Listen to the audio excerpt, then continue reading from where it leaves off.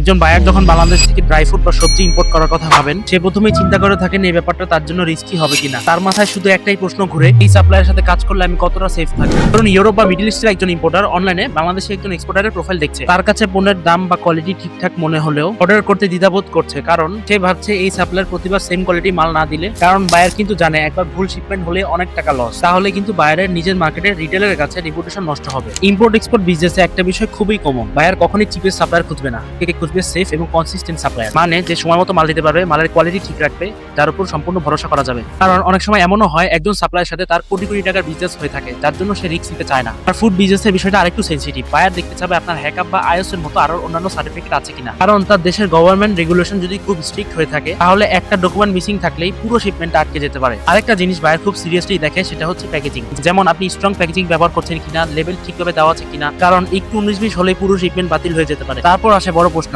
এই সাপ্লায়ার কি বড় অর্ডার হ্যান্ডেল করতে পারবে? কারণ প্রোডাকশন ক্যাপাসিটি কম হলে অথবা শিপমেন্ট সময় মতো না পৌঁছালে বায়ার কখনই আপনার সাথে বিজনেস করতে পারবে না। মাঝে মাঝে মার্কেটে ফেক সাপ্লায়ার থাকার কারণে ইম্পোর্টারের মনে ভয় কাজ করে যে এই সাপ্লায়ার রিয়েল কিনা। অনেক সময় বায়ার সাপ্লায়ারের কোম্পানির রেজিস্ট্রেশন নাম্বার অথবা ওয়েবসাইট আছে কিনা তা যাচাই করতে চায়। আজকের দিনে শুধু ভালো প্রোডাক্ট থাকলেই হয় না, এজ এ এক্সপোর্টারের দৃষ্টিতে আপনাকে প্রুফ করতে হবে যে আপনি রিয়েল। অর্থাৎ আপনাকে ট্রাস্ট, কনসিস্টেন্সি আর ট্রান্সপারেন্সি, যে এক্সপোর্টার এগুলো মেনটেন করতে পারবে তার প্রাইস বেশি হলেও সে অর্ডার পেয়ে থাকবে।